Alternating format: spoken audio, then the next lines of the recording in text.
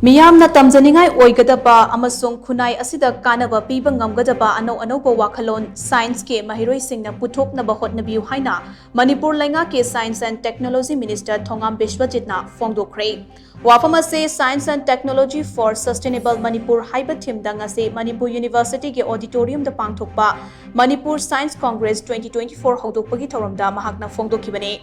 Manipur Science and Technology Council amasung Manipur University ke Department of Geology na sillaga pangthokpa thoram aduda Minister Biswajit na hai chaukhatpa amasung mangjil thaba lamdam ama oihange hairabade Science and Technology ge achouba thodang lei Science and Technology ge lam asi chaukhatliba makhai miyoibagi wakhallon da ahongba kaya purakpaga loinana Anouba Wakhallon kaya thoraknaba ge achouba maram amasu oire ngasi pangthokliba Manipur Science Congress 2024 ase Science ki lamda khongdariba Maheiroi researcher amade scholar singda Anouba mayon ama pinabage achouba platform ama oigani haibagi thazaba lai Science Congress asida puthokadaba tongan ba paper sing atu tungkoina Meeyamda Kanaba piba ngamnaba thabakta onthoklabade Khunai asi afaba maikailomda changsinba ngamgani maramaduna puthokadoriba paper sing lemna manghandanaba Maduda yauba wakhallon sing atu Meeyamda paksana khanghanaba hotnase masiga iroinana Science ki lamda khongdariba miyoi singna puthorakpa Anouba Wakhallon sing aikhoi khudingmakna pukning thogatpham thoe madu oirabade aikhoi gi khunai asesu malemge chaukhat lamjelda nongmadi soidana saruk yaba ngamlakani haina mahakna phongdokhe Tharamadada Minister Biswajit na makhata na hai space exploration ge saruk ama oina India su Chandrayaan mission 3 ge mateng na Tha laibak yauduna malemgi space science da yauba ngamkhre masida hena pukning chingsiningai oiribade Chandrayaan mission 3 da Manipur dagi scientist ama yauba ngamkhiba adune Indiana space ki lamda khumang chawsinduna lemjaningai oiraba fita ama malemgi oina kanba ngamlakpa asida Manipur macha ama yauba ngamlibasi aikhoi khudingmakki chawthok chaningai ne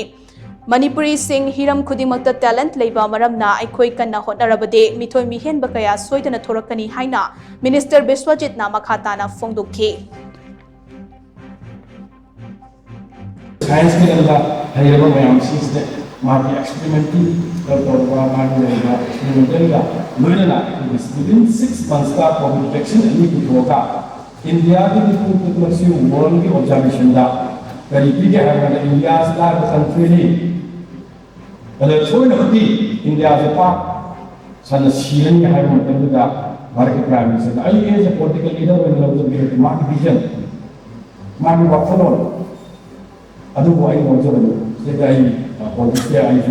political family that belong to me. My high is political same family that belong to me. I politically only the Maheiroi. I am not the kan bilang juga haji banyak lagi. Mai Wakhallon tu kiwarai di mana? Kau kan ni haina tapi boleh vaksin ini putra Manipur ni hak lawan juga nation kita juga ada juga lagi. Lemak segi nation kita tu nambari the 4 countries insta. Aku dah siar terkait ini dia. Why kan dua India se vaksin untuk kita tapi boleh pun kita si medical apa ni science dah. Itu research tak yang advance dari itu. Jauh itu mana mana hari ini kita ada sempat mula ai panjara ko ni ba lona na kana mana hai modi vaccine hai modi vaccine